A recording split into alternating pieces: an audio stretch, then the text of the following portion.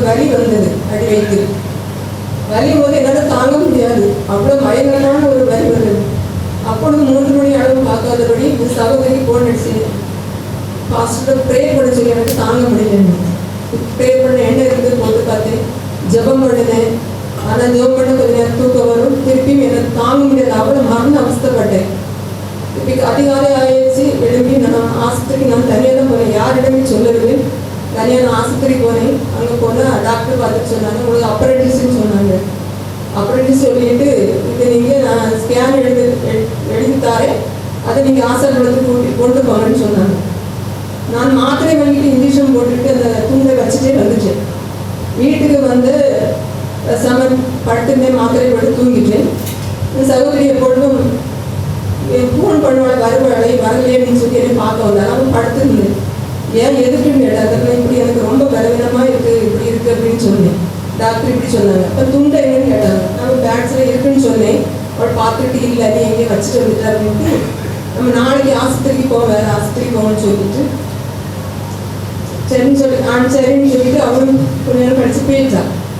நான் இரவு மாத்திரை போட்டு தூங்கினேன். காலையில் எழுப்பும்போது எனக்கு அந்த வலியெல்லாம் இல்லை, எழுப்பி வேலைக்கு போகலான்னு போய்விட்டேன். அப்பொழுது சார் சொல்ல நீ வராத, எனக்கு ரொம்ப பலவீனமாக இருக்கல, நீ வராது இல்லை ஒன்றும் செய்யாது போ அப்படின்னு சொல்லிட்டு அப்படினால போயிட்டேன். போய் வேலை செய்கிற இடத்துல எனக்கு தாங்க முடியாது. அவள் என்ன வரண்டான்னு சொல்ல போகிறோம், அவள்கிட்ட சொன்னால் திட்டுவாளேன்னு சொல்லிட்டு வலி பயங்கரமாக வந்துகிட்டே இருக்குது. நான் தாங்க என்னால் முடியவில்லை. எழுப்பும் போது அவள் பார்த்துட்டேன், தூங்கிட்டு இருந்தாலும் எழுப்பி என்னை பார்த்தேன். ஏன் இதில் எனக்கு தாங்க முடியல, அவள் சொன்னால் நீ கேட்க மாட்டான்னு சொல்லிட்டு உடனே வேலை சைடுலேருந்து கூட்டி ஆட்டோ பிடிச்சி ஆஸ்பத்திரிக்கு கூட்டிகிட்டு போயிட்டான். அவளுடைய மகன்கிட்ட சொன்னால் சகோதரி மகன்கிட்ட சொன்னான், அம்மா உடனே இங்கே கூட்டிகிட்டு போய் இதை இங்கே வச்சுட்டு இருக்காங்க அப்படின்னு அவன் சொன்னான். சரின்ட்டு கூட்டிகிட்டு போய் குமாரசாமி ஆஸ்பத்திரியில் வச்சுருந்தாங்க. டாக்டர் பார்த்துட்டு ஸ்கேன் எடுக்கணும்னு சொல்லிட்டாங்க. ஸ்கேன் எடுத்தாச்சு. திருப்பி என்ன பண்ணாங்கன்னா ஸ்கேன் எடுத்து மறுநாள் டாக்டர்கிட்ட வந்தாச்சு. வந்து அவங்க உடனே இங்கே ஆப்ரேஷன் பண்ணணும்னு சொல்லிட்டாங்க. ஆப்ரேஷன் மறுநாள் பண்ணாங்க, வேலைக்கிழமை பண்ணினாங்க. வேலைக்கிழமை பண்ணிட்டு 4 நாள் கிடைச்சது வீட்டுக்கு போகலான்னு சொன்னாங்க. புண்ணு 6 பிறகு தையல் எடுக்கணும், 10ஆவது நாள் எடுக்கணும்னு சொன்னாங்க.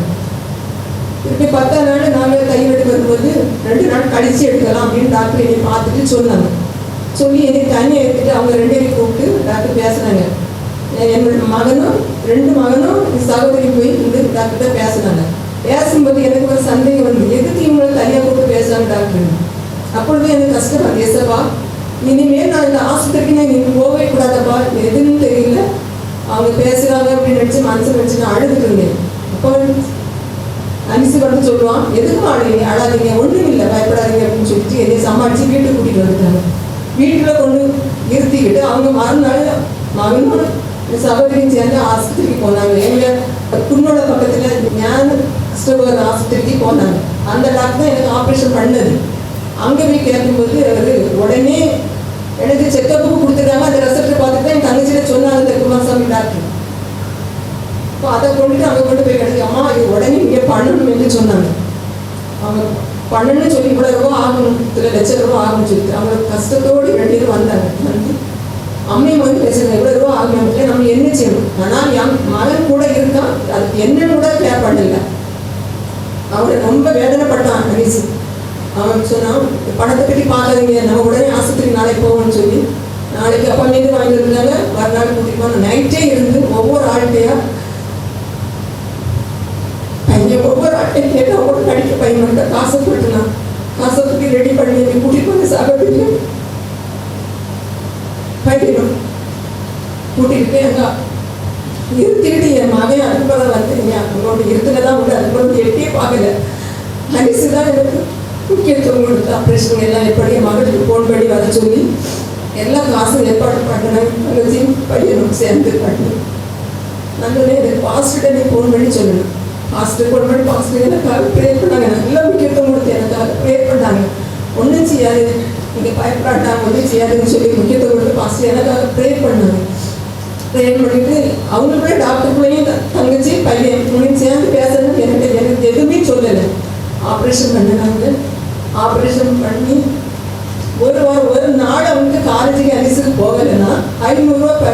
ஒரு வாரம் அவன் போகாம என்னை ஆப்ரேஷன் பண்ணி அந்த ரூம்ல கொண்டு நான் போகாமல் என்னை பார்த்து சகோதரி எனக்காக என் தாய் தேய்ச்சது எசப்பா தேய்ச்சது போல என் சகோதரி பிள்ளை என்னை தேய்ச்சி என்னை தூக்கி எடுத்து என் சகோதரி பிள்ளை படிக்க வைக்கணும், அவள் வேலை பார்க்கணும், என்னை தூக்கி படுக்கிறது என்னை தூக்க தான் செய்யணும். ஆப்ரேஷன் பண்ண ரூமுக்கு வந்து கால் என்னால் நடக்க முடியாது, இடது கால் நான் சொல்லுவேன் ஆமா நீ இப்படி பார்த்தீங்க இந்த காலை வெட்டி எடுக்க சொல்லி எனக்கு முடியல எனக்கு இரம்பொழுது அவள் தூங்காம என்னை எடுத்து பாப்பா அவளுக்கும் தடிச்சுட்டு அவள் என்னை இருந்து முடிச்சிருந்து என்னை பார்த்து என்னை அரவணைத்து பாஸ்டர் சொல்லி பாஸ்டர் ப்ரே பண்ணி நீங்க கவலைப்படாதீங்க கத்திரத்தில் ஒப்பு கொடுத்து ஜெபம் பண்ணுவாங்க ஜெபம் பண்ணுவாங்க. நானும் எசப்பா எனக்கு சொன்னவே நானும் எந்த சகோதரிக்கும் பாடுகள் வேதனைகள் பிள்ளையும் பார்க்கணும் என்னப்பா செய்வா எசப்பா எனக்கு சொன்னதாவே நாம சாட்சியா இருப்போம் எசப்பா அதுலேருந்து எனக்கு நடந்ததான் நீ வீட்டுக்கு போக முடியும் சொல்லிட்டாங்க. நான் அந்த வலியோடி வைத்து நடந்து நல்ல மூஞ்சில ஒரு அழுத மூஞ்சி பார்த்துட்டா டாக்டர் என்ன வலி இருக்கு சொல்லுன்னு சொல்லுவாங்க. அது எது ஒரு குற்றம் சொல்லிட்டு உடனே டாக்டர் ஃபோன் பண்ணி சொல்லிடுவாங்க. நான் அந்த வலியை நான் வைத்து விடு எசப்பா இனி எனக்கு ஆசத்தை இருக்கவே கூடாது அழுது வேதனையோடு நடந்தேன். மறுநாள் 11 நாள் கழிச்சு என்னை வீட்டுக்கு அனுப்புனாங்க.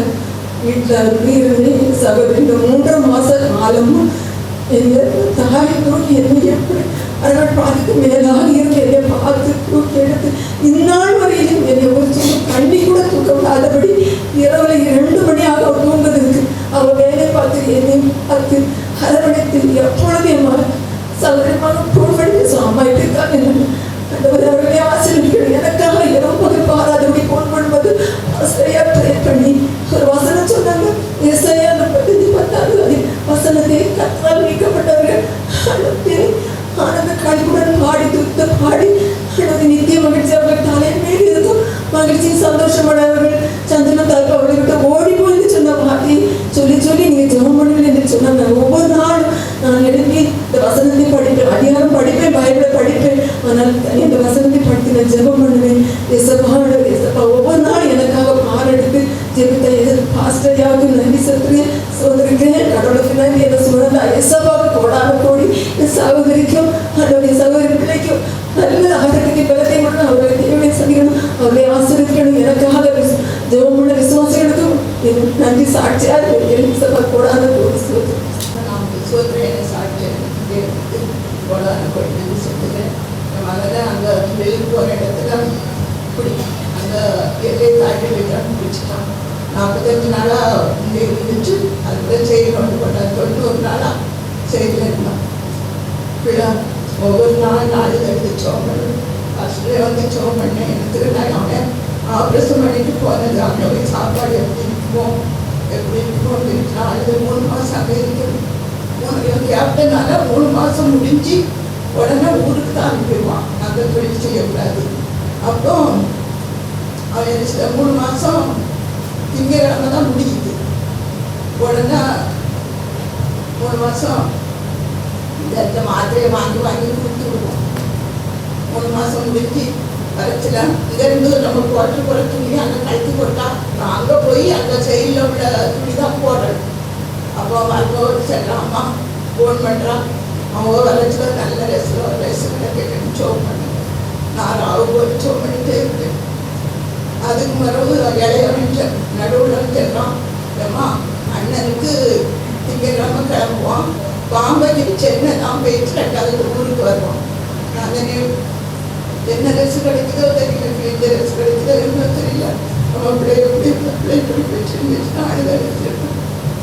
உடனே சோம் பண்ணிட்டே இருந்தேன். 1 வாரமாக சோம் பண்ணி அந்த நம்பரை பதிலே இல்லை. அப்போ ஒரு நாள் மருமகள் ஃபோன் பண்ணி சொல்கிறாயம்மா அங்கே உள்ள அதிகாரிகள் கேட்டாமா நீ உனக்கு எங்கே போனையா? இவங்க நான் திருவனந்தபுரத்துக்கு போகணும். அப்போ நான் மேலே அதிகாரிக்கு கேட்டு சொல்லிக்கிட்டு உடனே 2 நாள் கழிச்சு திருவனந்தபுரத்துக்கு ஆண்டவர் டிக்கெட் கொடுக்க சொல்லிச்சார்.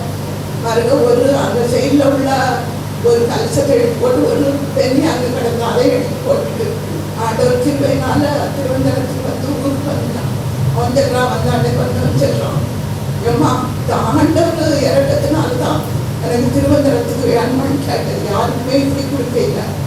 ஆண்டவர் ஜெபத்தை கேட்டு அற்புதம் செய்ய பத்திரமா கொண்டு வந்ததுக்காக தேவனுக்கு நன்றி செய்யும். ஜெப வாசலுக்கு நன்றி சாட்சியம். கர்த்தருடைய பரிசுத்த நாமம் மகிமைப்படுவதாக. மனமகிழ்ச்சியும் ஆசீர்வாதமுமாக இந்த நாளுக்காக ஆண்டவரை துதிக்கவும் நன்றி செலுத்தவும் நாம் கடமைப்பட்டிருக்கிறோம். ஏசாயா 43 என்று நம்ம பலமுறை வாசித்த வசனங்களாகத்தான் இருக்கும். ஆனாலும் பரிசுத்த ஆவியானவர் சொல்லும் பொழுது அந்த வாக்குத்தத்தத்தை தான் கொடுக்க வேண்டியதாக இருக்கிறது. 18, 19, 20. முந்தினவைகளை நினைக்க வேண்டாம், பூர்வமானவைகளை சிந்திக்க வேண்டாம். இதோ நான் புதிய காரியத்தை செய்கிறேன், இப்போதே அது தோன்றும், நீங்கள் அதை அறியீர்களா? நான் வனாந்திரத்தின் வழியையும் அவாந்திர வழியிலே ஆறுகளையும் உண்டாக்குவேன். நான் தெரிந்து கொண்ட என் ஜனத்தின் தாகத்துக்கு வனாந்திரத்திலே தண்ணீர்களையும் அவாந்திர வழி ஆறுகளையும் உண்டாக்குவதினால் காட்டு மிருகங்களும் வலு சர்ப்பங்களும் கோட்டான் குஞ்சுகளும் என்னை கனம் பண்ணும். கர்த்தருடைய பரிசுத்த நாமம் மகிமைப்படட்டும். நாளைக்கு கூட நம்முடைய இந்த செய்தியானது பல மணி நேரம் கொடுக்கப்பட வேண்டிய ஒரு செய்தி. ஆனாலும் ஒரு சுருக்கமாக நமக்கு இருக்கிற நேரத்தில் நம்முடைய வாழ்க்கைக்கு தேவையான பரிசுத்த வேதாகமத்திலே நாம் பார்க்கின்றபடி மனிதன் அப்பத்தினாலே மட்டுமல்ல என்னுடைய நாவிலிருந்து புறப்படுகிறதான ஒவ்வொரு வார்த்தைகளினாலும் பிழைப்பார். ஹல்லேலூயா. பிழைக்கக்கூடிய வார்த்தை, ஆமென். ஹல்லேலூயா. ஈரூட்டக்கூடிய வார்த்தை, ஆமென். ஹல்லேலூயா. ஆசீர்வதிக்கக்கூடிய வார்த்தை, பலப்படுத்தக்கூடிய வார்த்தையை கர்த்தர் இந்த நாளிலே நமக்கு கொடுத்து நம்மை வழிநடத்த விரும்புகிறார். எத்தனை பேர் அந்த சொன்ன மாதிரி அதை ஏற்றுக்கொள்ள விரும்புகிறீர்கள்? ஆண்டவர் இந்த நாளிலும் என்னோடு பேசாமல் நான் இந்த இடத்தை விட்டு போகிறது இல்லை. ஹல்லேலூயா. கர்த்தர் என்னோடு பேசித்தான் நான் போக போகிறேன். ஹல்லேலூயா. என்னை அவர் அறிந்திருக்கிறார். ஆக தேவன் தான் உங்களை இந்த இடத்திலே கொண்டு வந்திருக்கிறார். ஆகையினாலே நிச்சயமாக நீங்கள் என்ன ஒரு பிரச்சனையோடு இந்த இடத்திலே வந்திருந்தாலும் அந்த பிரச்சனைகளை எல்லாம் இந்த நாள் உங்களுக்கு ஆண்டவர் முடித்து வைக்க போகிறார். ஹல்லேலூயா. இந்த ஆண்டவர் நமக்கு கொடுத்த ஒரு வாக்குத்தத்தம் என்ன தெரியுமா? அப்போஸ்தலர் நடவடிக்கைகள் 19வது அதிகாரம் அதனுடைய 11வது வசனத்தை இந்த ஆண்டு வாக்குத்தத்தமாக தேவன் நமக்கு கொடுத்தார். பவுலின் கைகளினாலே தேவன் விசேஷித்த அற்புதங்களை செய்தார். ஹல்லேலூயா. அப்படி என்றால் என்ன அர்த்தம்? நம்முடைய கைகளினாலே தேவன் விசேஷித்த அற்புதங்களை செய்தருளுவார். ஹல்லேலூயா. ஆமென். அப்போஸ்தலனாகிய பவுலினுடைய கைகளை கொண்டு மட்டுமல்ல, நம்முடைய கைகளை கொண்டு ஆண்டவர் எப்படிப்பட்ட அற்புதங்களை செய்வாராம்? சாதாரணமான அற்புதங்கள் அல்ல, அசாதாரணமான அற்புதங்களை செய்ய வல்லமை உள்ளவராயிருக்கிறார். எத்தனை பேர் விசுவாசிக்க முடியும்? ஹல்லேலூயா. ஆகையினால் தான் ஆண்டவர் கடந்த மாதம் தானியேல் 6வது அதிகாரம் அதனுடைய 28வது வசனத்தை வைத்து நம்மோடு பேசினார். தானியேலின் காரியம் ஜெயமா இருந்தது என்று சொல்லி நம்மோடு பேசினார். தானியேலின் காரியம் ஜெயமா இருப்பதற்கு தானியேல் எப்படியெல்லாம் செயல்பட்டார் என்பதை அவன் சொல்லிக் கொடுத்திருந்தேன். தானியேலை தேவன் சிங்க குழியிலிருந்து அந்த கெவியிலிருந்து அவன் சிங்கங்களுக்கு உணவாக வேண்டிய தானியேலுக்காக தேவன் தூதனை அனுப்பி உயிரை கொடுத்து அந்த சிங்க குழியிலிருந்து தானியேலை தூக்கி எடுத்து பாபிலோன் நாட்டிலே உயர்த்தினார் என்று சொல்லி பார்த்தோம். ஹல்லேலூயா. ஆகையினால் அதை போன்று கடந்த மாதம் எத்தனை பேருக்கு அப்படிப்பட்ட அற்புதம் நடந்தவர்கள் கரங்களை எனக்கு கூட ஒரு மிகப்பெரிய அற்புதத்தை கர்த்தர் செய்தார். ஹல்லேலூயா. அன்பான தேவனுடைய பிள்ளைகளை கடந்த ஒரு 3 ஆண்டுகளாக முடிக்க முடியாத ஒரு காரியத்தை கர்த்தரின் வாழ்க்கையில மாற்றி கொடுத்து ஒரு பிரச்சனைகளுக்கு ஒரு விடுதலை கொடுத்தார். ஹல்லேலூயா. எனக்கு அன்பான தேவனுடைய பிள்ளைகளை அதை போன்ற வாக்குத்தத்தங்கள் ஒவ்வொன்றும் வெறுமையாய் போகிறதே இல்லை. ஒருவேளை நமக்கு சில நேரங்களில் நமக்கு ஜெபிக்க முடியாமல் வரும் பொழுதெல்லாம் நாம் செய்ய வேண்டிய ஒரு காரியம் என்ன தெரியுமா? வாக்குத்தத்தங்களை மட்டும் சொல்லி சொல்லி பாடல் பாடி ஆராதித்து என்ன செய்ய வேண்டும்? ஒருவேளை ஜெபிக்க முடியாமல் இருந்தால் கூட வாக்குத்தத்தங்களை சொல்லி சொல்லி சொல்லி இருக்கும் பொழுது நிச்சயமாய் அது ஒரு ஜெபமாக மாற ஆரம்பித்துவிடும். ஹல்லேலூயா. ஆகையினாலே என்னை கேட்கிறது என்னுடைய பிள்ளைகளை, இந்த மாதம் நமக்காக நாம் ஜெபித்த போது ஆண்டவர் மறுபடியும் இடத்திலே சொன்ன வார்த்தை ஏசாயா தீர்க்கதரிசன புத்தகம் 43ஆம் அதிகாரம் அதனுடைய 18, 19, 20 வசனங்கள். இந்த வசனத்தை இதை கொண்டு இதை தொடர்ந்து வருகிற ஒரு 4 ஆசீர்வாதமான காரியத்தை இந்த நாளில் நாம் தியானிக்க போகிறோம். பாருங்கள், கர்த்தர் சொல்லுகிற காரியம் பாருங்கள், முந்தினவைகளை நினைக்க வேண்டாம். அப்படியானால் என்ன அர்த்தம்? பிறந்த நாளிலிருந்து இதுவரையிலும் உங்கள் வாழ்க்கையிலே ஏற்பட்ட இழப்புகளை சிந்திக்க வேண்டாம் என்று சொல்லுகிறார். பூர்வமானவைகளை சிந்திக்க வேண்டாம். அதான் அதனுடைய அர்த்தம். ஆழமான அர்த்தம் என்ன? நீங்கள் பிறந்த நாளிலிருந்து இந்த நாள் வரையிலும் உங்களுடைய வாழ்க்கையிலே ஏற்பட்ட இழப்புகளை நினைத்து கொண்டே இருக்காதிருங்கள். அந்த இழப்புகளை மாற்ற வல்லமையுள்ள தேவன் இந்த உபவாச நாளிலே வந்திருக்கிறேன் என்று சொல்லுகிறார். ஒரு மனிதனுடைய சத்தமாக நீங்கள் எடுத்துக் கொள்ளவே கூடாது. தயவு செய்து சொல்கிறேன். ஹalleluya, ரேமா, ஹalleluya. கோடி ரேமா, எத்தனை விசுவாசம் நன்றியா. ஆமென், ஹalleluya. ஆவியானவர் பலமாய் கிரியை செய்கிறதை பார்க்க முடிகிறது. ஆமென், thank you, நன்றி. ஆகையாலே நீண்ட காலங்களாக அவர்கள் வாழ்க்கையில் இருக்கிற சில ஆசீர்வாத தடைகள், சில சாப கட்டுகள், சில பாவ போராட்டங்கள், சில பண நெருக்கடிகள், அவன் சில பலவீனமான காரியங்கள், குழந்தை செல்வம் இல்லாத சூழ்நிலைகள், திருமண தடைகள் எல்லாவற்றையும் கர்த்தர் இந்த நாளிலே மாற்றி ஏசாயா தீர்க்கதரிசியின் மூலமாய் சொல்லப்பட்ட வாக்குத்தத்தம் நிறைவேறியாகும் என்று நம்புகின்றவர்கள் மட்டும் கரங்களை தட்டி ஆரோக்கியப்படுத்துகிறார்.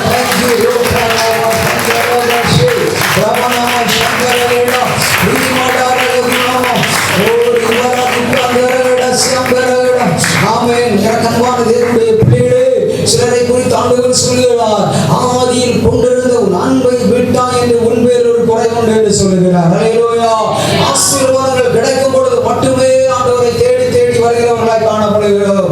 ஆசீர்வாதங்கள் இழக்கும் பொழுது, சில நேரங்களில் ஆசீர்வாதங்கள் நமக்கு காலதாமதமாகும் பொழுது நாம் ஆண்டவரை முறுமுறுக்கிறவர்களாய், ஆண்டவரை விட்டு பின்வாங்குகிறவர்களாய், உபவாசம் பண்ணி ஜெபிக்காமல், இரவெல்லாம் விழித்திருந்து ஜெபிக்காமல், அவனுடைய முகாம்களிலே சென்று 3 நாட்கள் 7 நாட்கள் என்று அவன் முகாம்களை ஆயத்தப்படுத்தி ஜெபிக்கிற ஜெபங்களிலே கடந்து போய் ஜெபிக்காமல், அவன் சில சூழ்நிலைகளிலே அவன் சபைகளுக்கே போகாமல் நீங்கள் காணப்பட்டுக் கொண்டிருக்கிறீர்கள் என்றால் இன்றைக்கு அவைகளெல்லாம் நான் மாற்றி தரப் போகிறேன் என்று சொல்லுகிறார். எத்தனை பேர் விசுவாசிக்கிறீர்கள்? முந்தினவைகளை நினைக்க வேண்டாம், பூர்வமானவர்களை சிந்திக்க வேண்டாம். இதோ நான் ஒரு புதிய காரியத்தை, இதோ நான் என்ன செய்ய போகிறேன்? ஒரு புதிய காரியத்தை, பெரிய காரியத்தை, ஒரு விசேஷித்த காரியத்தை செய்ய போகிறேன் என்று கர்த்தர் வாக்கு கொடுக்கிறார். இப்பொழுது ஆண்டவருக்கு புதிய காரியம் என் வாழ்க்கையில நடக்க போகிறது. சொல்லுங்கள், கர்த்தரின் வாழ்க்கையில ஒரு புதிய காரியத்தை செய்ய போகிறார். அந்த காரியம் என்ன? ஒருவேளை பாவத்தோடு போராடி கொண்டிருக்கிறீர்களா? அந்த போராட்டத்திற்கு விடுதலை கிடைத்து பரிசுத்தமான வாழ்க்கை வாழ்வதற்கு நாம் எப்பொழுதுமே ஆண்டவருடைய வருகைக்கு ஆயத்தமாக இருக்கிற ஒரு வாழ்க்கையாக வாழ கிருபை தந்து வழி நடத்துகிற வாழ்க்கை. ஹல்லேலூயா. பாருங்கள், அன்பான தேவனுடைய பிள்ளைகளே, அவர் தொடர்ந்து சொல்கிறார், இப்பொழுது அது இனி கால தாமதம் ஆவதில்லை, இப்பொழுது அது தோன்றும், நீங்கள் அதை அறியாமல் இருக்கிறீர்கள். நான் வனாந்திரத்திலே வழியையும் அவாந்திர வெளியிலே ஆறுகளையும் உண்டாக்குவேன். நான் தெரிந்து கொண்ட என் ஜனத்தின் தாகத்திற்கு வனாந்திரத்திலே தண்ணீர்களையும் அவாந்திர வெளிகளிலே ஆறுகளையும் உண்டாக்குவதினால் காட்டு மிருகங்களும் சர்ப்பங்களும் கோட்டான் குஞ்சுகளும் என்னை கனம் பண்ணும். இந்த ஜனத்தை எனக்கென்று ஏற்படுத்தினேன், இவர்கள் என் துதியை சொல்லி வருவார்கள். கரங்களை கட்டுக்க போகலாம், கரங்களை கட்டுக்க போகலாம். ஏன் காரணம் என்ன? எனக்கு அன்பான தேவனுடைய பிள்ளைகளே, தேவன் செய்த அற்புதங்களை நினைத்து ஒரு காட்டு மிருகங்களும் அந்த சர்ப்பங்களும் கோட்டான் குஞ்சுகளும் ஆண்டவரை கனம் பண்ண வேண்டாம். நீங்களும் நானும் கனம் பண்ணாமல் போயிருக்கிற இடத்துல அவன் கனம் தேவனை துதிக்காமல் போகிறது, தேவனை கனம் பண்ணாமல் போகிறது, தேவனை துதிக்காமல் நன்றி செலுத்தாமல் ஆராதனைக்கு போகாமல் உபவாசம் பண்ணி ஜெபிக்காமல் இரவுகள் விழித்திருந்து ஜெபிக்காமல் ஆண்டவருக்காய் கொடுக்காமல் உழைக்காமல் இருக்கிற காரியங்கள் எல்லாம் எதை காண்பிக்கிறது என்றால் நாம் என்ன செய்கிறது? ஆண்டவரை மகிமைப்படுத்தாத காரியங்கள். ஆகையால் ஆண்டவர் இந்த இடத்துல சொல்லுகிறார், இந்த ஜனத்தை, இந்த மக்களை எனக்கென்று ஏற்படுத்தினேன், இவர்கள் என் துதியை சொல்லி வருவார்கள். நீங்களும் நானும் இனி ஏனிட்டையும் ஆமென் எல்லா நேரமும் அல்லேலூயா எனி டைம் நம்ம எல்லா நேரமும் என்ன செய்ய போகிறோமா? ஆண்டவரை துதிக்கிற ஒரு கிருபை. அல்லேலூயா. ஆண்டவரை ஒருவேளை ஒரு வெளிப்படையா நல்ல சத்தம் கொடுத்து துதிக்க முடியாத இடமா இருந்தாலும் உள்ளத்தின் ஆழத்தில் இருந்து அல்லேலூயா ஒரு துதியின் ஆவி, ஒரு மன்றாட்டு ஆவி, ஒரு விண்ணப்ப ஆவி நமக்குள்ள இருந்து பெருக்கெடுத்துக் கொண்டே வரும். அல்லேலூயா. ஹalleluya. எத்தனை சந்தோஷமா இருக்கிறீங்க தெரியுங்க. ஆமென். ஹalleluya. ஹalleluya. ஆண்டவரை துதிக்கிற தேவனுடைய பிள்ளைகளின் உள்ளத்தின் ஆழத்திலிருந்து ஜீவனுள்ள நதிகள் புறப்பட்டு வரும் என்று வேத வசனம் சொல்கிறது. அல்லேலூயா. காரணம், கடந்த நாட்களிலே நம்ம கர்த்தரை துதிக்காமல் போகிறதற்கு காரணம் என்ன தெரியுமா? ஆனால் யாக்கோபே, நீ என்னை நோக்கி கூப்பிடவில்லை, இஸ்ரவேலே நீ என்னை குறித்து மனசலித்து போனாய் அப்படின்னு நிறைய காரியத்தை சொல்லிட்டு வருகிறார். போகட்டும். பாருங்க, நம்ம என்ன செய்யலாம், ஆண்டவரை நோக்கி கூப்பிட்ட இஸ்ரவேல் மன சலிப்பை உண்டு பண்ணுகிற ஆவி நமக்குள்ளே வரும் பொழுது நம்ம துதிக்க முடிவதே இல்லை, நம்மால் ஜெபிக்க முடிவதே இல்லை. ஆகையினால் தயவு செய்து என்ன செய்யக்கூடாது? மன சலிப்புக்கு இடம் கொடுக்கவே கூடாது. மன சலிப்புக்கு என்ன செய்யக்கூடாது? இடம் கொடுக்கவே கூடாது. ஆமென். அல்லேலூயா. மன சலிப்புக்கு நம்ம இடம் கொடுத்து விடவே கூடாது. ஒரு கோழி குஞ்சு என்ன செய்கிற தன்னுடைய கடை காத்து குஞ்செல்லாம் ஆயத்தம் பண்ணி கொள்ளுகிறது. ஆனால் அது அந்த குஞ்சு வளர்ந்து வெளியே போய் தானாக செயல்படுகிறது வரையிலும் அந்த தாய் கோழி என்ன செய்கிறது? அந்த குஞ்சு கோழிகளை தன்னுடைய அடக்கலத்துக்குள் வைத்து அவன் பாதுகாக்க விரும்புகிறது. ஆனால் இதில் சில அவன் பாருங்கள், ஒரு பறந்து வருகிறது வைத்துக் கொள்ளுங்கள். அந்த கழுகுன்னு சொன்னாலே கம்ப்ளீட்டா என்ன, அந்த கோழி குஞ்சு எல்லாத்தையும் அடித்து விடும். அந்த அளவுக்கு வல்லமை உள்ளதுதான் கழுகு. அது அதிபயங்கரமானது. ஆண்டவர் சொல்லுகிறது, ஆண்டவர் தம்முடைய பிள்ளைகளுக்கு கொடுக்கிற பலனை குறித்து சொல்லுகிறார். கழுகு எப்பெல்லாம் பலன் இழந்து வருகிறதோ வரும்பொழுதெல்லாம் ஒரு பாறையில போய் அதனுடைய அந்த கொம்பை என்ன செய்கிறோமோ அந்த பாறையில உரச ஆரம்பித்து விடும். அப்பொழுது ஒரு வல்லமை பவர் ப்ரொடியூஸ் ஆகும். ஒரு பவரை ப்ரொடியூஸ் செய்து விடும். ஒரு வல்லமை அதுக்குள்ளே உருவாக ஆரம்பித்து விடும். அந்த வல்லமை பலன் கிடைத்தவுடன் அந்த கழுகு என்ன செய்து விடுமோ, இதற்கு முன்னே எவ்வளவு தூரம், இதற்கு முன்னே 100 கிலோமீட்டர் அளவு உயரமாக அது சென்று 1000 கிலோமீட்டர் வேகத்தில் பறந்து சென்றதை விட இந்த பலன் கிடைத்த பிற்பாடு அவர் 100 கிலோமீட்டரை விட 200 கிலோமீட்டர், அதை விட இன்னும் பாதி அளவு வேத பண்டிதர்கள் சொல்கிறார்கள் 100 கிலோமீட்டர். இதற்கு முன்னே அந்த கழுகு உயரமாக சென்று 1000 கிலோமீட்டர் வேகத்திலே கடந்து சென்று கொண்டிருந்தது. ஆனால் இந்த பலன் கிடைத்த பிற்பாடு என்ன நடக்கிறதா? இது 150 கிலோமீட்டர் உயரமாய் சென்று 2000 கிலோமீட்டர் வேகத்தில் அது பறந்து பாய்ந்து செல்லுகிறது. ஆகையினால் தான் கழுகு நான் ஒப்பிடவில்லை. கழுகு ஆகையினால் தான் தேவன் கழுகை குறித்தும் அவன் தன்னுடைய பிள்ளைகளுக்கு கொடுக்கிற 3 பலன்களை குறித்து பரிசுத்த வேதாகமத்தில் எழுதப்பட்டிருக்கிறது. ஒன்று, கழுகுக்கு ஒத்த முதலாவது இஸ்ரவேல் மக்களுக்கு கொடுத்த பலன் காண்டாமிருகத்துக்கு ஒத்த பலன். காண்டாமிருகத்துக்கு ஒரே கொம்பு தான் உண்டு. அந்த கொம்பினாலே அந்த காண்டாமிருகத்தை யாரும் லேசா ஜெயிக்க முடியாது. அந்த அளவு. அதனாலதான் இஸ்ரவேல் மக்களை பார்த்து ஆண்டவர் இஸ்ரவேல் மக்களுக்கு கொடுத்திருந்த பலன் காண்டாமிருகத்துக்கு பலன் ஒன்று. இரண்டாவது, கழுகுகளை போன்ற கரங்கள். கர்த்தருக்கு காத்திருக்கிறவர்களோ கழுகுகளை போல செட்டைகளை அடித்து உயரே எழும்புவார்கள். பாருங்க, அது கழுகுகளை போன்ற கரங்கள். அதனாலதான் அந்த செட்டைகள். அதுதான் நம்ம கூட்டங்களுக்கு வரும்பொழுதுதான் நம்ம ஒரு பவர், நமக்குள்ள ஒரு வல்லமை, பரிசுத்த ஆவியானவர். நம்ம அனலாய் வாழ வேண்டிய காலத்திலே இல்லை, அக்கினியாய் வாழ வேண்டிய காலத்தில் இருக்கிறோம். எப்படி வாழப்பட்ட காலத்தில் இருக்கிறோம்? அக்கினி அனலாய் வாழ்கிற காலம் அல்ல. அனலும் இல்லாமல் குளிரும் இல்லாமல் வெதுவெதுப்பாய் இருந்தால் என் வாயில் நின்று வாந்தி பண்ணி போடுவேன் என்று சொல்லுகிறார். இன்னொரு பார்க்கும்போது எலிசா ஒரு குழந்தைக்காக ஜெபித்த போது அனல் உண்டாகிறது. பாருங்க, அப்பல்லோ என்று சொல்லுகிற ஒரு யூதன் அனலோடு அவனுடைய வார்த்தைகளை கொடுக்கிறார். இன்னும் பார்த்தீங்கன்னா இந்த அனல் உள்ள காலம் முடிந்து விட்டது. இப்பொழுது நீங்களும் நானும் இருக்கின்ற இந்த கடைசி காலம், அதாவது அக்கினியாய் வாழ்கிற காலம்.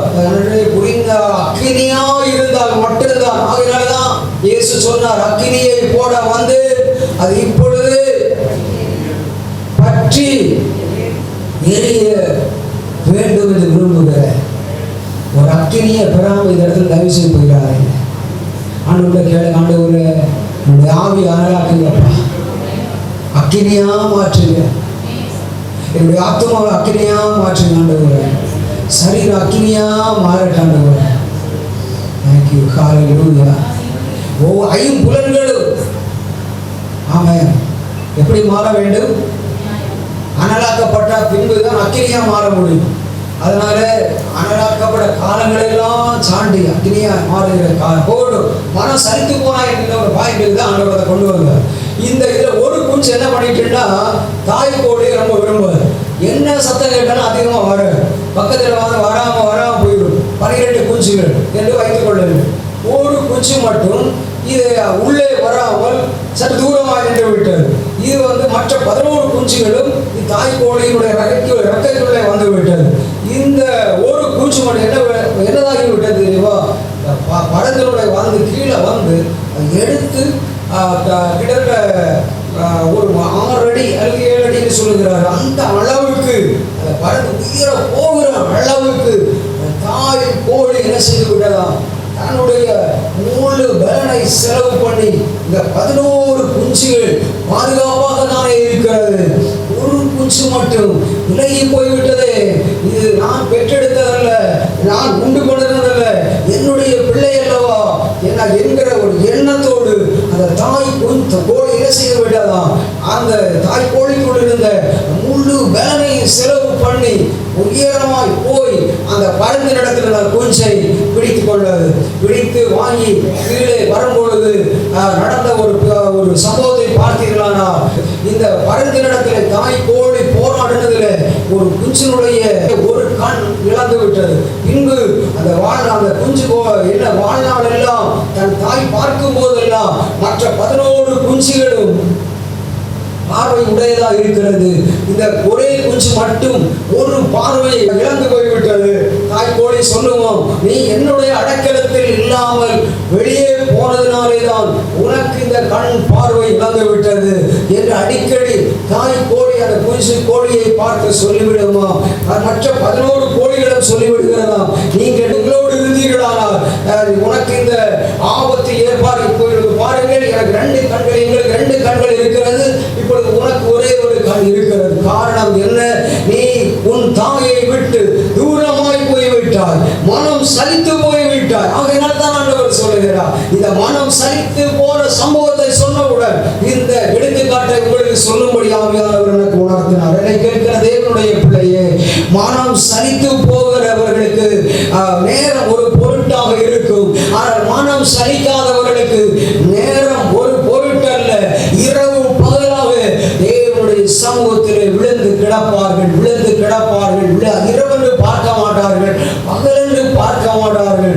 தேவ சமூகம்தான் அவன் அடைக்கலாம், கோட்டை, அரண், பாதுகாப்பு என்று விழுந்து கிடப்பார்கள். அல்லேலூயா.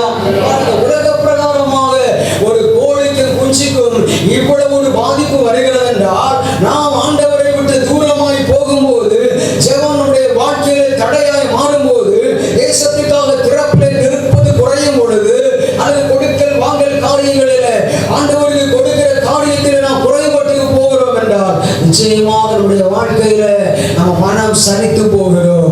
என்னை கேட்கிற தேவனுடைய பிள்ளைகளே, எங்கேயோ ஒரு இடத்துல நீங்கள் நானும் மனம் சலித்து போய்விட்டோம்.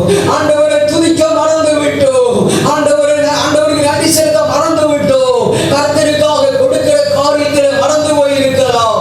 ஒருவேளை ஆமென் ஆண்டவர் ஏதோ ஒரு காரியத்தில் நமது கூட்டத்தை நடத்துகிறோம். நேற்றைக்கு சகோதரர்கள் தம்பிமாரெல்லாம் வந்து எல்லாம் ரெடி பண்ணி வச்சுட்டு போறாங்க. இதுக்காக நிச்சயமா கர்த்தர் எங்களுக்கு இதனுடைய பலனை தருவார். அதுதான் நம்ம எங்கேயோ மனம் சரித்து போனோம் என்றால் தயவு செய்து ஆண்டவர் உங்களை பார்த்து கேட்கிறார். அதுக்குதான் அது முன்னாடி உள்ள வசனம் சொல்லுகிறது, வலு சர்ப்பங்களின் காட்டான் மிருக ஜீவன்கள் எல்லாம் ஆண்டவரை துதிக்கும் பொழுது, ஆக நீங்கள் நானும் அவரை துதிக்காமல் கடந்து போய் நம்முடைய வாழ்க்கையில ஒருவேளை வனாந்தரமான வாழ்க்கை வந்திருக்கலாம். வனாந்தரத்தை குறித்து அதிகமாய் அறிந்து கொள்ள வேண்டுமானால் இந்தியாவை பொறுத்த மட்டும் ராஜஸ்தான் மாநிலத்திற்கு கடந்து சென்றால் அதிகமாக அறிந்து கொள்ள முடியும். நான் ராஜஸ்தான் மாநிலத்திற்கு பல முறை ஊழியர்களுக்கு கடந்து சென்றிருக்கிறேன். பல இடங்களிலே ஊழியம் செய்திருக்கிறேன். ராஜஸ்தானில் ஊழியம் செய்கிற RGPM சுரேஷனோடு இணைந்து ஊழியம் செய்கிறேன். அவர்கள் டீமோடு இணைந்து ஊழியம் செய்திருக்கிறோம். அவர்களுக்காக ஊழியம் செய்கிற சிஸ்டர் வந்திருக்கிறீர்கள். உங்களுக்கு வாழ்த்துக்களை, நன்றிகள். அதிகமான பல மணி நேரம் 100 மைல் நேரம் 100 மைல் கடந்து செல்ல பின்புதான் ஒரு சின்ன கடை, ஒரு சின்ன சிட்டி மாதிரி பாடும். அவ்வளவு அங்கதான் அதிகமாக ஒட்டகங்களை அதிகமாக பார்க்க முடியும். வெளிநாடுகளை பொறுத்தவரையில சவுதி அரேபியா இப்ப நிறைய மாறி வந்து கொண்டிருக்கிறது. சவுதி அரேபியாவில் தான் அதிகமான வனாந்தரங்கள் இருக்கிறது சொல்லப்படுகிறது. சரி போட்டு ஏதோ ஒன்று நடக்கிறது. ஆனால் ஆண்டவர் சொல்ல நம்முடைய வாழ்க்கையில வனாந்தரத்தை யாருமே விரும்ப மாட்டார்கள். காரணம் என்ன? பயங்கரமான வெயில். இந்த வெயிலுக்கே எங்களால் இருக்க முடியவில்லை என்று சொல்லிக் கொள்கிற நீங்களும் நானும் வனாந்தரத்தை விரும்புவோமா? கடன் வாழ்க்கையை விரும்புவோமா? வியாதியை விரும்புவோமா? தோல்வியை விரும்புவோமா? ஆனால் அப்படிப்பட்ட வனாந்தரமான இடத்திலும் நான் ஒரு வழியை இதோ என் பிள்ளைகளுக்காக ஒரு புதிய காரியத்தை, ஒரு பெரிய காரியத்தை, ஒரு விசேஷித்த காரியத்தை இந்த நாளில் நான் செய்ய போகிறேன் என்று கர்த்தர் சொல்கிறார். கரங்களை தட்டி ஆண்டவர் மகிமைப்படுத்துவார்கள். அன்பான தேவனுடைய பிள்ளைகளே, நிச்சயமாகவே திருமண தடைகள் எல்லாம் மாறி போகும். சரி போகட்டும். இதெல்லாம் ஆண்டவரோடு ரொம்ப அதிகமாக நெருங்கி வருவதற்காக கர்த்தர் இவ்வளவு நேரம் பேசினார். இந்த மாதத்தினுடைய செய்தியினுடைய மிக முக்கியமான காரியம் அடுத்த பகுதி, அவாந்திர வெளிகளில ஆறுகளையும் உண்டாக்குவேன். ஆறல்ல ஆறுகளை, ரிவர் அல்ல ரிவர்ஸ். அதுக்கு அடுத்த வசனத்தை மறுபடியும் எடுத்து சொல்கிறார். நான் தெரிந்து கொண்ட என் ஜனத்தின் தாகத்திற்கு, அல்லேலூயா, நீங்கள் நானும் உபவாச ஜபத்திலே வந்திருக்கிற தேவனுடைய பிள்ளைகளே, நீங்கள் நான் ஆண்டவர் ஆரம்பத்திலே சொல்லிக் கொண்டே இருக்கிறார். இந்த கூட்டம் அழைக்கப்பட்டவருடைய கூட்டத்தை சார்ந்தவர்கள் அல்ல, இவர்கள் தெரிந்து கொள்ளப்பட்ட கூட்டத்தை சார்ந்தவர்கள். அல்லேலூயா. அவன் மான்கள் நீரோடு இல்லை வாஞ்சித்து கதறுவது போன்று கதறுகிற கூட்டம். அவன் அல்லேலூயா. நான் 3 பலனை சொன்ன மாற சொன்னோட அதை ஞாபகப்படுத்த சொல்லுகிறார். அல்லேலூயா. பாருங்க, காண்டாமிருகத்துக்கு ஒத்த பலன், கழுகுகளை போன்ற கரங்கள், மான்களை போன்ற கால்கள். அவர் இயேசுடைய மான் தான் அதிகம் மலைகளில அதிகமாய் துள்ளி குதித்து ஓடுகிறது மான்கள் தான். இயேசுடைய கால்கள் மான்கால்களை போன்றுதான் காணப்பட்டதாம். அதனாலதான் அவர் ஊழியம் செய்ய வரும்பொழுதெல்லாம் மலைகளுக்கு செல்லுகிறார். அல்லேலூயா.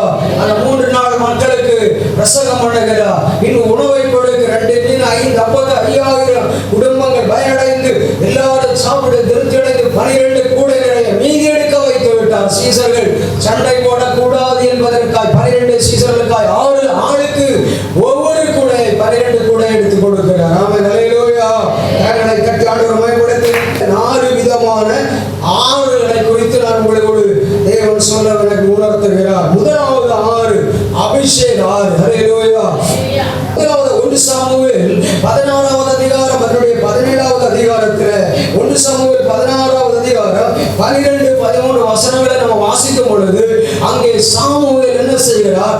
தாவீதை அபிஷேகம் பண்ணுகிறார். அல்லேலூயா. பாருங்க, தாவீது முதலாவதாக என்ன செய்கிறார்? தாவீது அபிஷேகத்தினால் நிறைந்த பின்புதான் என்ன செய்ய எதிரியை வீழ்த்த கடந்து போகிறார். அல்லேலூயா. இதை நன்றாய் புரிந்து கொள்ளுங்கள். அபிஷேக கட்டாயம் அவசியம். அவன் சவுலின் மேல் இருந்த அபிஷேகம் நீக்கப்பட்டு விட்டாயிற்று. இன்னொரு அபிஷேகத்தில் இன்னொரு ரகசியம் என்ன தெரியுமா?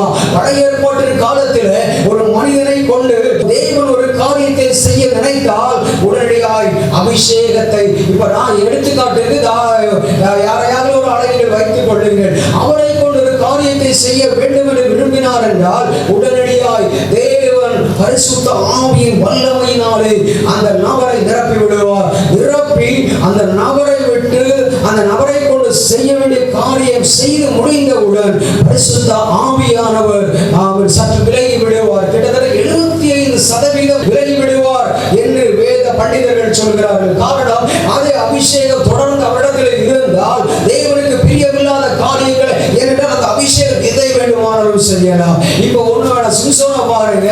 சிம்சோனுக்குள் இருந்த அபிஷேகம் ஆகிவிடுகிறது. எவ்வளவு பெரிய தாக்கங்களை கொண்டு வருகிறதை பார்க்கின்றோம். இங்க பாருங்க, தாவீது அபிஷேகம் பண்ணுகிறார். பார்க்கிறான். அபிஷேகம் பண்ணப்பட்ட பின்புதான் ஒரு தைரியசாலியாக போய் நிற்கிறான். ஹல்லேலூயா. என்னையா எவ்வளவு பெரிய தலைவனாகிய கோலியாத் அவன் தாவீதை விட எவ்வளவு உயரம், எவ்வளவு பயங்கரமான படை காரியங்களை எல்லாம், யுத்த ஆயுதங்களை எல்லாம் வைத்துக் கொண்டு அவன் பயங்கரமாய் தேவனை தூஷித்துக் கொண்டிருக்கிறான். அவன் நீ என்னை தூஷிக்க நீ ஒரு நாயா என்று கூட கேட்கிறான். அது பேசுகிறான். தாவீதெல்லாம் தாவீது கேட்டுக்கொண்டு தாவீதுக்குள் இருந்த அபிஷேகம் சாதாரணமாக இருக்கவில்லை. ஆடுகளை வைத்த பொழுது அன்றைக்கு ஒரு கிண்ணறத்தை எடுத்து வாசித்ததை தேவன் கணக்கிலே வைத்திருந்தார். ஆமென். நீங்கள் இங்கே வந்திருக்கிறதை தேவன் கணக்கிலே வைத்திருக்கிறார். அதனுடைய பலனை தராமல் போவதை நம்புறாங்க. வெறுமையா வந்து வெறுமையா போகிறதற்காக தேவன் இந்த இடத்துல அவங்களை கொண்டு வரல. ஆனால் பாருங்க, அவன் ஈசாய் தகப்பான எத்தனை பிள்ளைகள், 8 பிள்ளைகள். எல்லா பிள்ளைகளும் சாமுவேல் தீர்க்கதரிசி முன்பதாக வருகிறார்கள். கேட்கிறார், இவனா ஒருத்தர் இல்லை, வேற யார் இருக்கிறார்? ஒருவன் இருக்கிறார். அவன் ஆடுகளை வைத்துக் கொண்டிருக்கிறான். அவன் தான் 2 காரியம் தாவீதினிடத்தில் இருந்தது. ஒரு குடும்பத்தை குறித்த கரிசனை, ஆடுகளை தகப்பன் வீட்டை காப்பாற்ற வேண்டும் என்கிற ஒரு கரிசனை நமக்கு அப்படி இருக்கணும். ஏனும் என் மூலம் ஆண்டோடு நாம் தூஷிக்கப்பட்டிடக்கூடாது. எத்தனை பேர் ஒருவேளை எனக்கு தெரியுது, மற்ற பிள்ளைகள் எல்லாம் தாவீதுக்கு அப்படிதான் வீட்டில் இருந்தது. உணவு இருந்தது ஈசானுடைய வீட்டில், எல்லாம் சாப்பிட்டு சந்தோஷமா இருக்கலாம். ஆனா ஒன்று தாவீது அறிந்து கொண்டார், இதெல்லாம் கொஞ்ச நாள்ல சாப்பிட்டு முடிந்து விடும். ஆனா நான் ஒரு ஆளாக போய் வனாந்திரத்தில் போய் பழைய ஏற்பாட்டு காலத்தில் ஆடுகள் என்பது சொத்து வைத்து அதில் கிடைக்கிற வருமானத்தை மம்மி டாடியை கொடுக்கணும் அப்படிங்கிற ஒரு கரிசனை ஒரு பக்கம். இன்னொரு பக்கம் பார்த்தீங்கன்னா, அந்த சூழ்நிலையிலும் ஆண்டவரை உயர்த்த வேண்டும், கர்த்தரை உயர்த்த வேண்டும். கிண்ணற ஆடுகளை மேய்க்கிறான். ஆனால் அதோடு கூட தடியும் போரும் அவனோடு இருக்கிறது. தடி சிங்கங்கள் வரும். தாவீது சுமந்து கொண்டு வந்த தடியும் அதை குறித்து எல்லாம் சங்கீதம் 23 எழுதப்பட்டிருக்கிறது. பாருங்க, அதெல்லாம் ரொம்ப ஆண்டவரோட நல்ல. அதனால என்ன நடந்ததுண்டா, பாருங்க, கரிசனையோடு செயல்பட்ட தாவீதை தேவன் கண்டு என்ன செய்கிறார்? ஒரு அவன் மேல சாமுவேல் அந்த தைல கொம்பை எடுத்து அபிஷேகம் பண்ணி 30 வயதில் ராஜ மேன்மைக்கு கடந்து வந்து 40 ஆண்டுகள் இஸ்ரவேல் யார சாட்சி பண்ணினான். கரங்களை தட்டி ஆண்டவர் மகிமைப்படுத்துவோம். கரங்களை தட்டி இப்படிப்பட்ட ஒரு அரசாட்சியை தேவன் நமக்கு இந்தியாவில் தர வேண்டும். கண்பு தேவனுடைய பிள்ளையே, அவன் தாவீது கொண்டிருந்த கூழாங்கல் அது சாதாரணமான கூழாங்கல் அல்ல, அசாதாரணமான கூழாங்கல், பரிசுத்த வேதாகமத்திற்கு அடையாளமான கூழாங்கல். அந்த கூழாங்கலை அபிஷேகத்தினால் நிறைந்து அவன் தேவனுடைய நாமத்தினாலே அவன் கோலியாத்தை நோக்கி அவன் அனுப்பின பொழுது கோலியாத்துடைய நெற்றியில் போட அவன் கீழே விழ அவருடைய தலையை வெட்டி கொண்டு வருகிறான் தாவீது. அப்பொழுதுதான் கேட்கிறார்கள், இவர் இது யாருடைய மகன் என்று கேட்கும் அளவுக்கு மாறிவிட்டது. என்னை கேட்கிற தேவனுடைய பிள்ளையே, ஆண்டவருக்காக வைராக்கியம் பாராட்ட ஆயத்தமா? ஆண்டவருக்காக வைராக்கியம் பாராட்ட ஆயத்தமா? ஆண்டவரே, எப்படியானாலும் தாவீதுடைய எண்ணம், என்னுடைய தகப்பன் குடும்பத்தை நான் காப்பாற்றுவேன் என்ற எண்ணம் அவனுக்குள்ள இருந்து பார்த்தீங்களா? எவ்வளவு பெரிய பயங்கரமான காரியம். அதையோடு ஆண்டவரை மகிமைப்படுத்தினா உங்களுடைய வேலை காரியத்தோட கர்த்தரை உயர்த்துங்க, நிச்சயமாக உங்களுக்கு ஒரு உயர்வு இருக்கிறது. ஆகையினால் தான் தேவன் அவனுக்கு ஒரு சாட்சி கொடுக்கிறார். அவருடைய டெஸ்டிமோனி இப்படியாயும் அவர் என் இருதயத்துக்கு ஏற்றவர். ஹல்லேலூயா. கடைசியில ஏன் அப்படி சொன்னாருன்னா, அவங்க பச்சைப்பாளர் கூட எவ்வளவு பெரிய தவறை பண்ணினவர் தான். ஆனாலும் மன்னிப்பு கேட்டு என்ன செய்கிறார்? கர்த்தரிடத்துல வந்துட்டே தான் இருக்கிறார். ஆனா கடைசி அவருக்கு அந்த இருதயத்துக்கு ஏற்றவர் என்று சொல்ல வேண்டிய காரணம் என்ன அப்படின்னா, இஸ்ரவேல் நாட்டை மோசே பார்த்தார், பிடிக்க முடியும். 30% பிடித்து விடுகிறார்கள். மீதி 20% எபூசியர்கள் வாழ்ந்த இடம். எபூசியர்கள் சாதாரணமானவர்கள் கிடையாது. அவர்களெல்லாம் பிடிக்கணும் பாடு. இப்படிப்பட்ட தந்திரமான ஆட்கள் எபூசியர்கள். அவர்களையே அந்த 20% இடத்தை பிடித்து தாவீதின் நகரம் என்ற பெயரை போட்டுவிட்டார். டேவிட்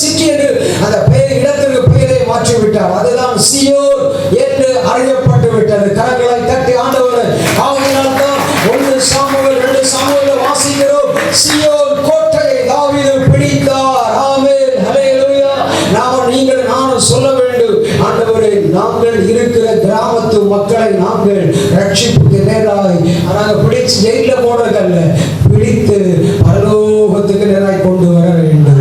நாங்கள் இருக்கிற கிராமம், பட்டணம், மாநிலம், நாடு எதுவாக இருந்தாலும் நமக்கு ஒரு கரிசனை இருக்க வேண்டும். அல்லேலூயா. இரண்டாவது அபிஷேகம், 3 விதமான அபிஷேகம். அதை 3 சொல்லி ஆகணும் சொல்லிட்டார். ஒன்று வந்து என்னடா, தாவீதின் மேல் இருந்த அபிஷேகம். அதான் பழைய ஏற்பாட்டில் அபிஷேகம் வரும். ஆனால் புதிய ஏற்பாட்டில் அப்படி கிடையாது. கண்டினியூஸா நம்ம மேல அந்த அபிஷேகம் இருந்துட்டே இருக்கும். நீங்க பாவம் செய்த மட்டும்தான் அந்த அபிஷேகம் உங்களை விட்டு மாறும். இல்லாத பட்சத்துல, அதனாலதான் இயேசு வந்து புதிய ஏற்பாடு ரொம்ப எச்சரிப்பா சொல்லிட்டாரு. என்னடா, உன்னுடைய மனைவியை தவிர அல்லது உன்னுடைய கணவனை தவிர இன்னொரு பெண்ணையோ அல்லது ஆணையோ பார்ப்பது தவறு கிடையாது. ஆனால் இச்சையோடு பார்த்தா என்றால் பாவம் செய்து விட்டார். அதான் பழைய பாட விட புதிய பாட்டின் பாவம் தான் பயங்கர கஷ்டம். அதனாலதான் சத்துருவானவன் யாரை விழுங்கலாம் அப்படிங்கிற ஒரு கட்சிங்கிற எண்ணத்தோட. அதனால நான் சொல்றேன், புதிய ஏற்பாட்டுல நீங்க ஒருவேளை கொஞ்சம் ஜெபம் குறைஞ்சிட்டு ஒரு கூட்டத்துக்கு போகல, இல்ல ஒரு மாசம் ரசமா கொடுக்கல, அபிஷேகம் போகாது. அபிஷேகம் கொடுக்கல. ஆனா ஒன்றுதான் போகும்.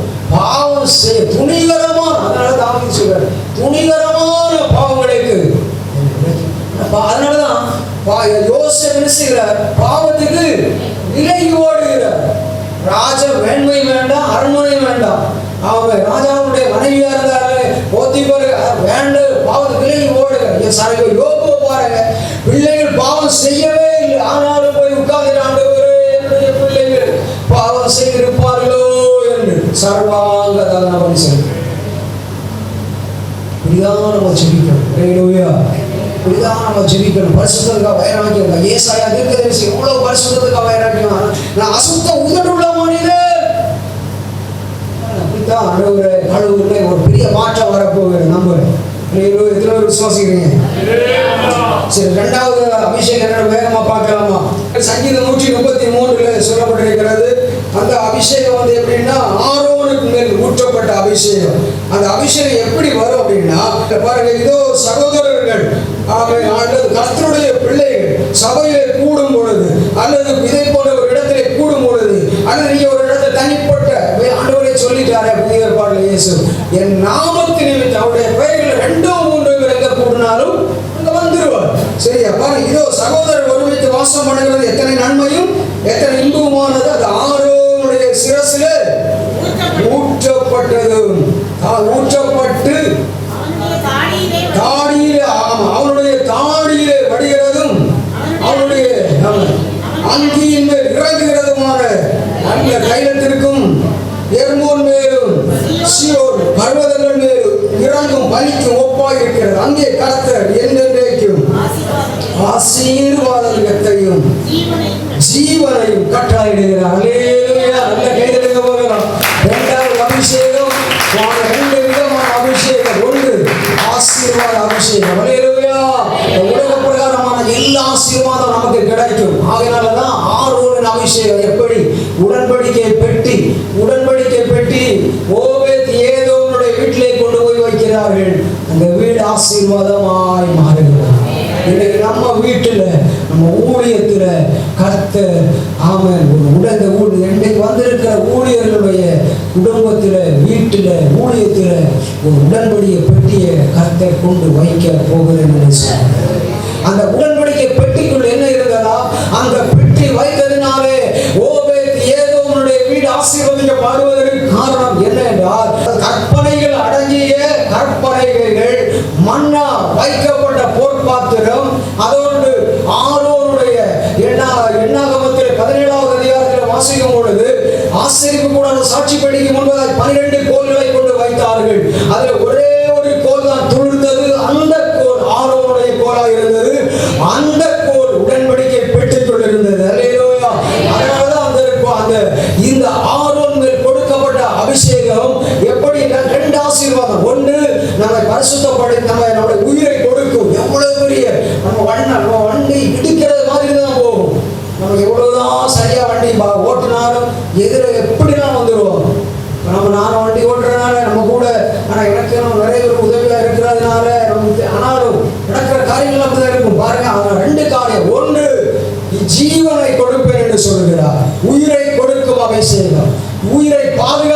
அபிஷேகம், ஆரோனின் அபிஷேகம்.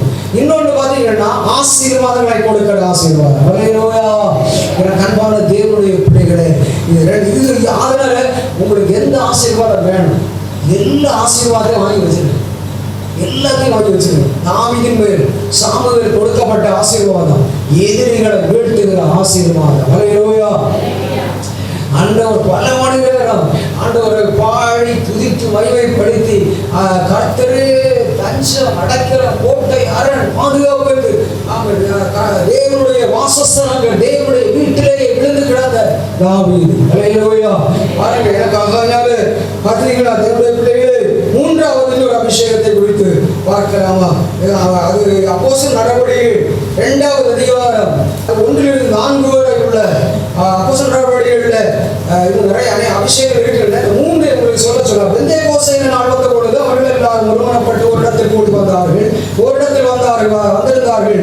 அப்பொழுது பலத்த காற்று அடிக்கிற முழக்கம் போல வானத்தில் சடதியாக ஒரு முழக்கம் உண்டாகி அவர்கள் உட்கார்ந்து வீடு முழுவதும் நிரப்பிட்டு எல்லாரும் அக்னிமயமான நாவுகள் போல பிரிந்திருக்கும் நாவுகள் அவர்களுக்கு காணப்பட்டு அவர்கள் ஒவ்வொரு மேலும் வந்து அமர்ந்தது. அவர்கள் எல்லாரும் பரிசுத்த ஆவியினால் நிரப்பப்பட்டு ஆவியானவர் தங்களுக்கு தந்திருந்த வரத்தின்படி வெவ்வேறு பாசைகளை பேசுகிறார். கரங்கள் எல்லாம் மேம்படுத்தலாமா?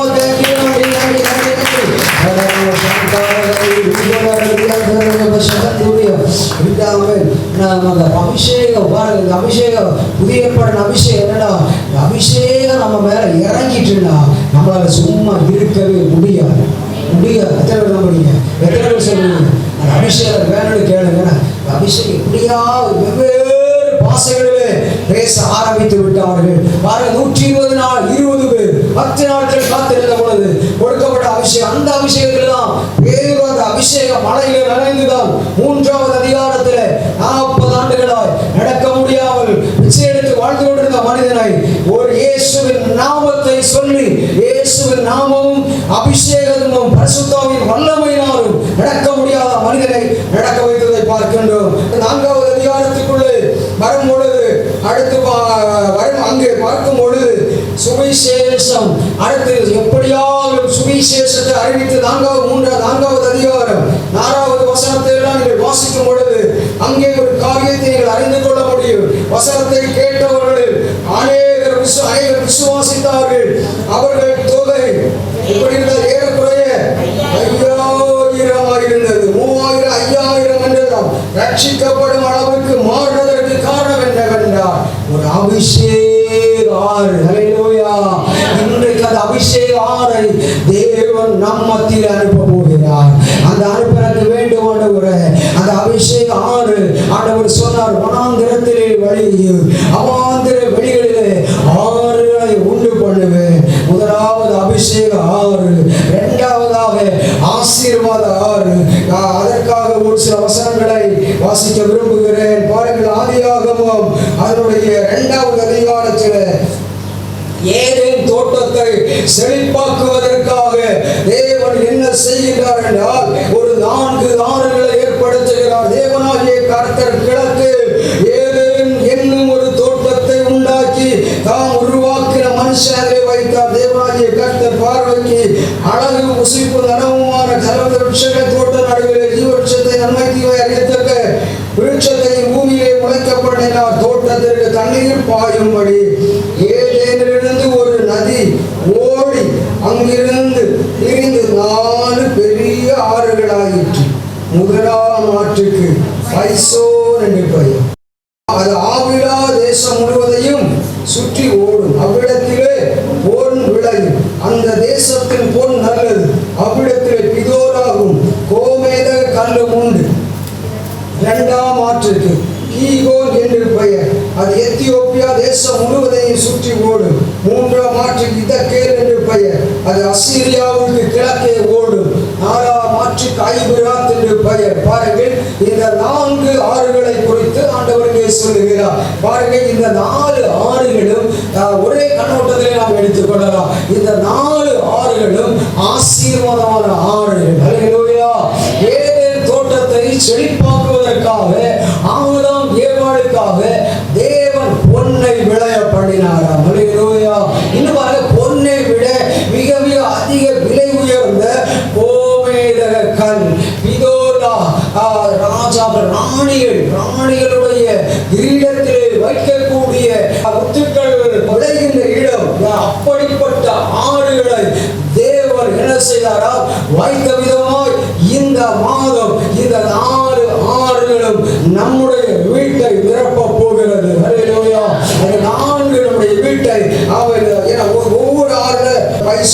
ஆறு, கீவர் 2வது ஆறு, 3 இதக்கேல் 4 ஆமென் ஐபிரா 4 ஆறுகளிலும் இந்த ஆசீர்வாதம் உண்டு.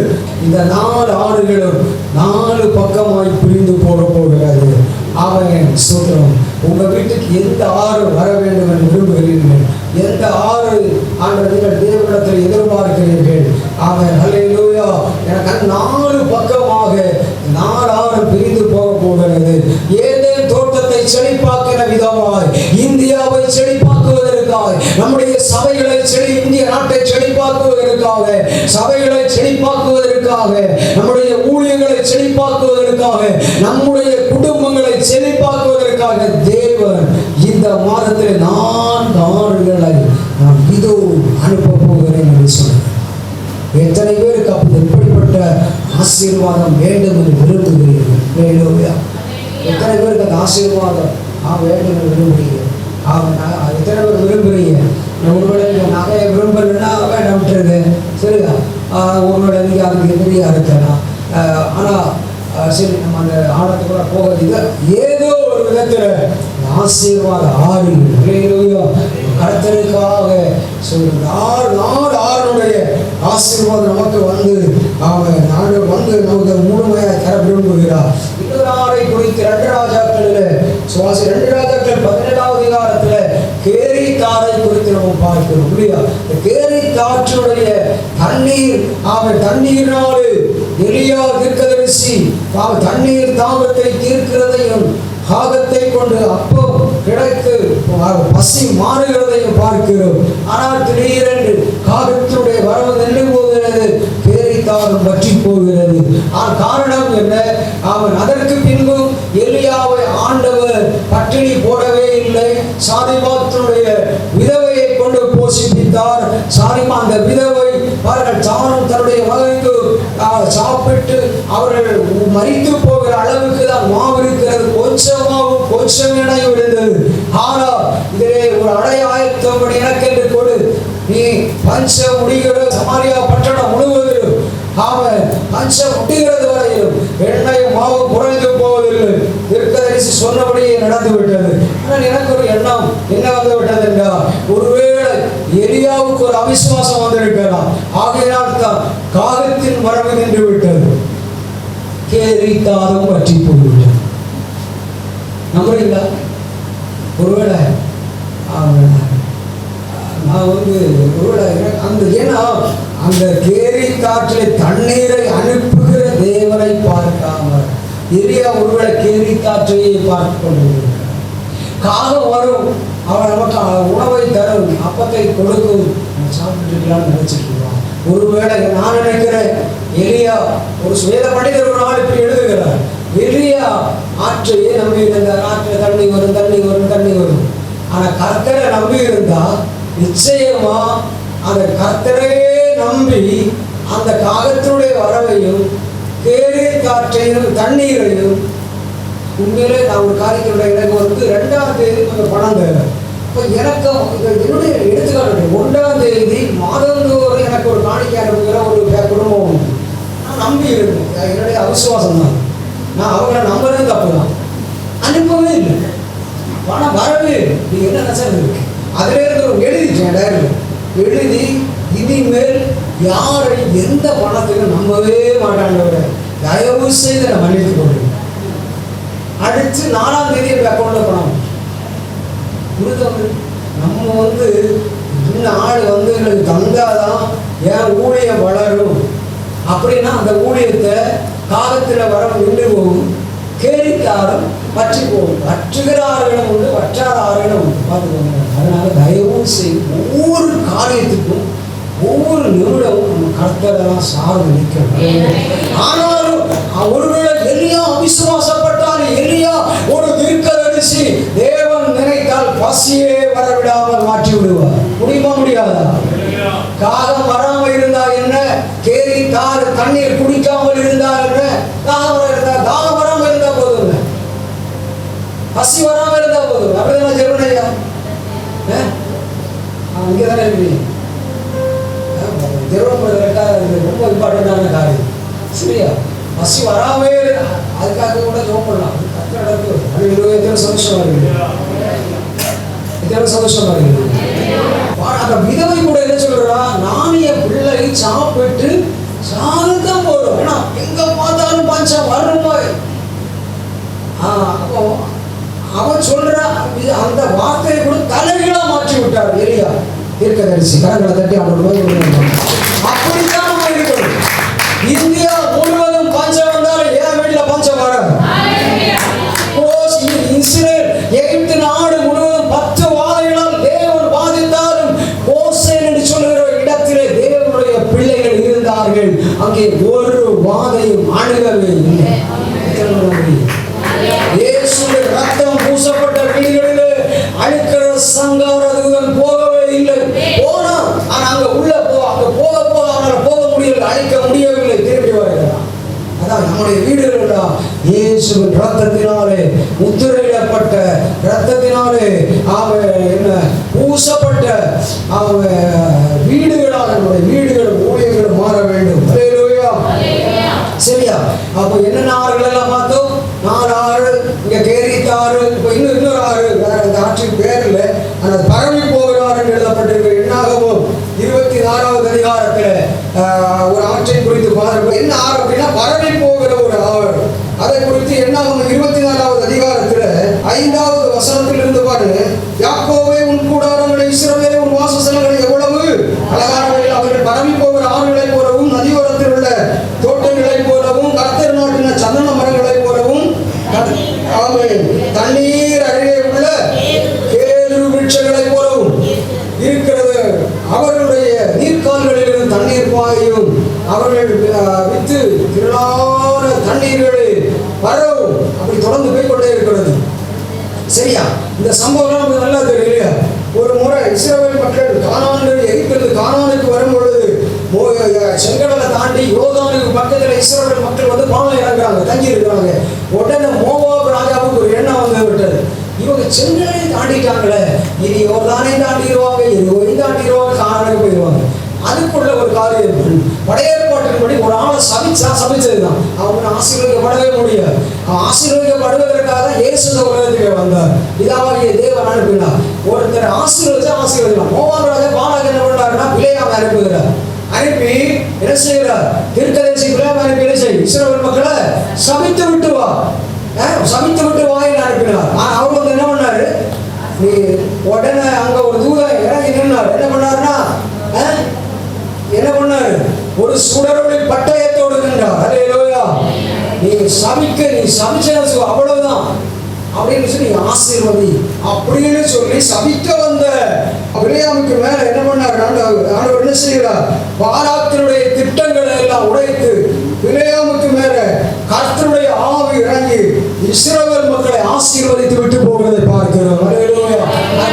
அதுக்கப்புறம் தான் அவர் சொல்லுகிறார், அங்க அதுக்கப்புறம் ஒரு ஆறு பரவி போகுது ஆறு. அல்லேலூயா. பேசிவார் டேம்ல இருந்து தண்ணீர் திறந்து விடுகிறார்கள் என்றார், எங்கெல்லாம் போகிறது. அல்லேலூயா. நம்மிடத்திலிருந்து தேவன் பரவி போகிற ஆறாக நம்முடைய வாழ்க்கைக்குள் இருக்கிற ஆறு. அவன் அது இனி இதுவரையிலும் நம்முடைய உள்ளத்துக்குள் இருந்திருக்கலாம்.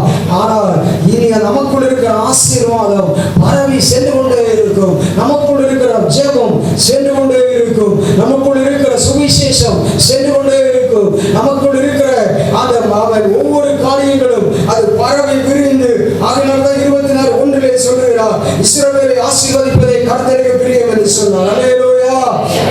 தேவனுடைய பிள்ளைகள் பரவி பாய்கின்ற அவர்களாக தேவன் நம்மை மாற்ற விரும்புகிறார். கடைசியாக அவரை ஒரு வார்த்தை சொல்லி அமைச்சு கிடைக்க போகிறோம். அதில் பாருங்க, சந்தன மரம் ஒரு சூப்பரான மரம் பாருங்க. சந்தன மரம், கேதுரு மரம், லீபனோன் நாடுல வளரக்கூடிய கேதுரு மரங்கள். லீபனோன் நாடு என்றாலே அதனுடைய விசேஷமே கேதுரு மரங்கள். கேதுரு மரம், ஒரு மரம் வெட்டப்பட்டு வெட்கப்பட்டால் ஒரு ஆண்டு ஒரு குடும்பம் முழுவதும் வளருவதற்கான பணம் கிடைக்கும் என்று வேத பண்டிதர்கள் சொல்கிறார்கள். அப்படிப்பட்ட மரங்களை, சந்தன மரங்களை, ஆனால் இன்றைக்கு இந்த புதிய ஏற்பாட்டின் காலத்தில் கேதுரு மரமும் சந்தன மரமும் இயேசுதான். அல்லேலூயா. சிலுவை மரங்கள் தான். அல்லேலூயா. பாவங்களை மன்னிக்கிற மரம், ஆசீர்வதிக்கிற மரம். ஆகையால் கடைசியாக இயேசு ஒரு ஆறாக மாறுகிறார். அல்லேலூயா. பிதாவாகிய தேவன் இயேசுவை இந்த உலகத்திற்கு ஒரு ஆறாக அனுப்பினார். ஏராள வசனங்கள் இருக்கின்றன. மத்தேயு, மார்க்கு, லூக்கா, யோவான் போன்ற சுவிசேஷங்களிலே எழுதப்பட்டிருக்கிறது. அன்பான தேவனுடைய பிள்ளைகளே, இயேசு ஒரு பரிசுத்த ஆவியினாலே, இயேசுடைய பிறப்பை பரிசுத்த ஆவியினாலே, இயேசுடைய ஞானஸ்நானம் பெற்று கரையேறின பொழுது பரிசுத்த ஆவியினாலே நிரப்பப்பட்டார். 3.5 ஆண்டு ஊழியங்களிலே பரிசுத்த ஆவியானவருடைய வல்லமை பலமாய் வெளிப்பட்டதன் மூலமாக பெரும்பாடுள்ள பெண் அவருடைய வஸ்திரத்தின் தொங்கலை தொட்டவுடன் சுகத்தை பெற்றுக் கொண்டார். 4வதாய் கடைசி ஆறு சுகம், பலன், ஆரோக்கியத்தை தரக்கூடிய ஆறு. 18 ஆண்டுகளாய் கொடியாய் இருந்த பெண் சுகத்தை பெற்றுக் கொண்டார்.